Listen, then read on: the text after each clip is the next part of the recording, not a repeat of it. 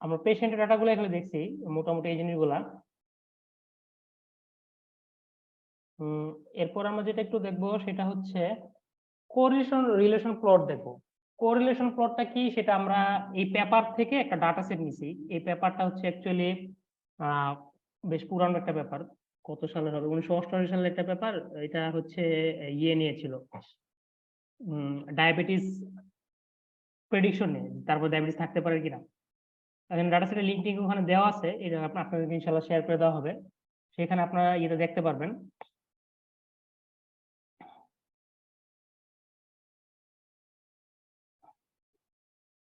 তো আমরা সেটা নিয়ে এখন একটু দেখবো।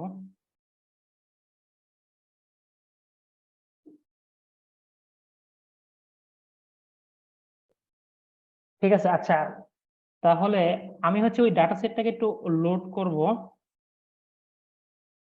আমি সেই ডাটাটাকে একটা ভেরিয়েবলের মধ্যে নিব, ডাটা নাম দিলাম।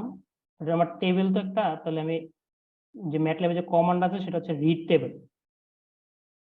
এখন ডাটা সেটটা যে জায়গাতে আছে সেটা হচ্ছে যে আমাদের ডায়াবেটিস একটা ডাটা সেট আছে, ঠিক আছে। এটা হচ্ছে আমাদের এক্সেল ফাইলটা, মানে বিভিন্ন রকমের রোগীদের নাম আছে, তাদের প্রেগনেন্সির অবস্থা কেমন ছিল, গ্লুকোজ কত ছিল, ব্লাড প্রেশার কেমন ছিল, স্কিন থিকনেস কেমন ছিল, মানে মোটা চিকনের অবস্থা কি, ইনসুলিনের অবস্থা কিরকম ছিল, বিএমআই কেমন ছিল, ডায়াবেটিস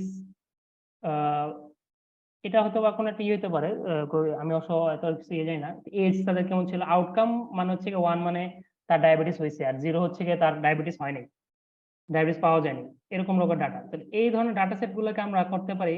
দেখেন এখানে ডায়াবেটিস যে এই ডাটা সেটটা যে জায়গাতে আছে, আমি এখানে ক্লিক করছি, আমি কন্ট্রোল সি দিয়ে কপি করে নিলাম পুরোটাই। কপি করার পর আমি এখানে পেস্ট করছি ডায়াবেটিস যে ডাটা সেটটা আছে, এটা আমার সিএসভি ফাইল। এটাকে আপনি একটু ইয়ে করে দিতে হবে, নির্দিষ্ট করে বলে দিতে হবে যেটা কোন ধরনের ফাইল, ডায়াবেটিস ডট সিএসভি এরকম ভাবে আছে। তাহলে আমি এটাকে এই সেশনটাকে আমি রান করি।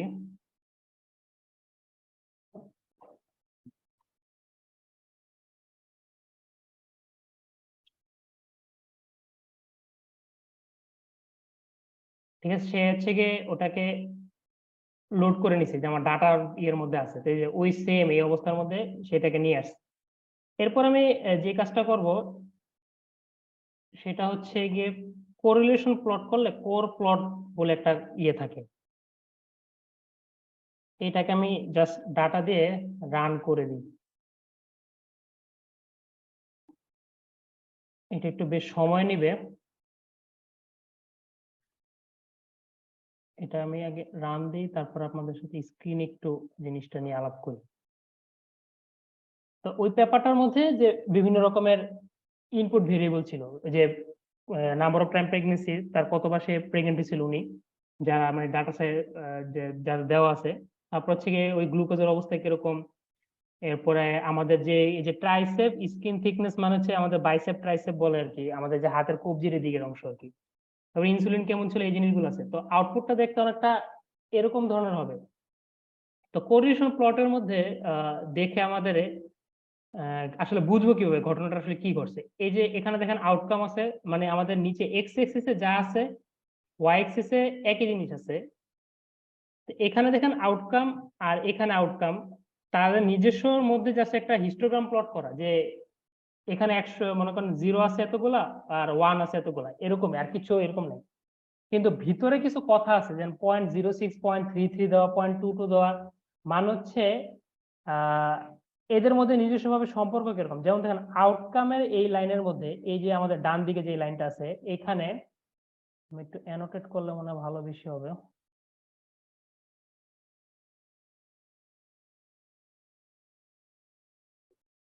এই যে এখানে দেখেন 0.47, এটা ভ্যালুটা বেশ বেশি মনে হচ্ছে এখানে। তো এখানে আসলে ঘটনাটা কি, গ্লুকোজ। তো এটা কিন্তু আমরা বেশ ভালোভাবে জানি যে গ্লুকোজের উপর আমার ডায়াবেটিস নির্ভর, মানে আছে কিনা এটার উপর কিন্তু নির্ভর করে। এদিকে একটা জিনিস খেয়াল করেন যে যে 0.07 খুবই মানে জিরোর কাছাকাছি, মানে হচ্ছে স্কিন থিকনেস, এটা আসলে তার সাথে আমার আউটকামের কোনো মানে সম্পর্ক নাই, জিরোর মতো তেমন কোনো ইয়ে নেই। তারপরে যেটা হচ্ছে এই ভিতরে ভিতরে আমরা একটু দেখি, দেখেন যে আর কোথায় কি দেখানো যায়, এই মনে করেন 0.09, এই ব্লাডের সাথে ইনসুলিনের মানে এরকম কোনো সম্পর্ক নেই, কিন্তু এই যে এখানে 0.28 আসলে খুব বেশি কোরিলেশন না। এই যে এখানে আবার 0.44 একটা আছে, তার মানে হচ্ছে কি স্কিন থিকনেসের সাথে ইনসুলিনের একটা সম্পর্কের মতো আছে। এখন এই জিনিসগুলো আপনি দেখে বুঝবেন কিভাবে। আরেকটা জিনিস যেটা আছে যে এজের সাথে প্রেগনেন্সি, মানে হচ্ছে গিয়ে এজ বেশি হইলে তার প্রেগনেন্ট হওয়ার সম্ভাবনা বেশি, এটা খুব স্বাভাবিক জিনিস। তো এইসব ডাটা দেখে আসলে আপনি বুঝবেন কি, বুঝবেন হচ্ছে যে একের যত কাছাকাছি হবে এটা আসলে -1 থেকে 1 পর্যন্ত ডাটাগুলো সে দেখায়, -1 থেকে 1 পর্যন্ত এরকম ধরনের একটা ভ্যালুর মধ্যে সে আসে। এখন যদি দেখেন যে কোন একটা মধ্যে কোরিলেশন 0, মানে হচ্ছে কি এর সাথে ওর কোনো সম্পর্কই নেই, আর 1 দ্বারা মানে বুঝবেন যে এটা যত বাড়বে ওইটা তত বাড়বে, এরকম ধরনের। আর -1 দ্বারা বুঝাবেন যে এটা একটা জিনিস যত বাড়বে, এক্স যত বাড়বে ওয়াই তত কমবে, এরকম ধরনের যে চাহিদা যোগানের মধ্যে একটা সম্পর্ক, এই জিনিসগুলো। তো আপনারা কি ব্যাপারটা আসলে বুঝতে পারছেন কিনা আমাকে সেটা বলেন।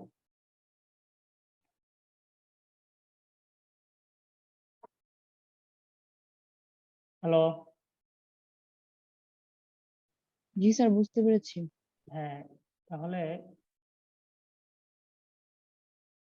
আমরা তাহলে ওই জায়গার মধ্যে একটু দেখি যে আউটপুটটা এখানে আসছে। তো সেটা আমরা করবো কিভাবে, আমাদের ফাংশন হচ্ছে কোর প্লট, CORR প্লট, এভাবে দিয়ে ডাটা দিয়ে এভাবে, ঠিক আছে।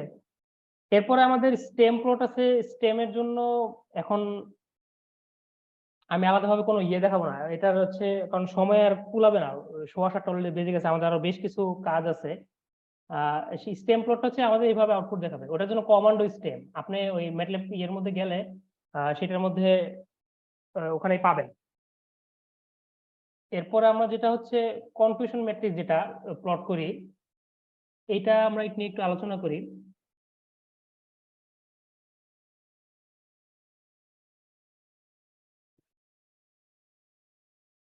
মনে করেন আপনি একটা ডিভাইস তৈরি করছেন, সেটা আপনার হয়তো বা এই ক্যান্সার ডিটেক্ট করবে, আপনার লাংসে বা সেলের ভিতরে আপনি হয়তো বা ক্যান্সার ডিটেক্ট করার জন্য একটা মেশিন আপনি তৈরি করতেছেন। এখন আপনার কাছে মনে করেন যে 8-9 জন পেশেন্ট আসছে, তো তারা আসলে অ্যাকচুয়ালি মানে তাদের অ্যাকচুয়াল অবস্থা আপনি জানেন, মানে ডাক্তার জানে আর কি, আপনি আসলে মেশিন কি করতে যাচ্ছেন। এখন যার ক্যান্সার আছে তাকে আপনি 1 দ্বারা ডিনোট করবেন, আর যার ক্যান্সার নাই তাকে আপনি 0 দ্বারা ডিনোট করবেন, এরকম ভাবে। তো মনে করেন প্রথম পেশেন্টের আপনার ক্যান্সার আছে, দ্বিতীয় জনের ক্যান্সার আছে, তৃতীয় জনের ক্যান্সার আছে, এরকম ধরনের। এরকম করতে করতে আপনি দেখা গেল যে যার নাই তাকে আপনি 0 দিলেন, এরকম করে হয়তোবা এরপর আছে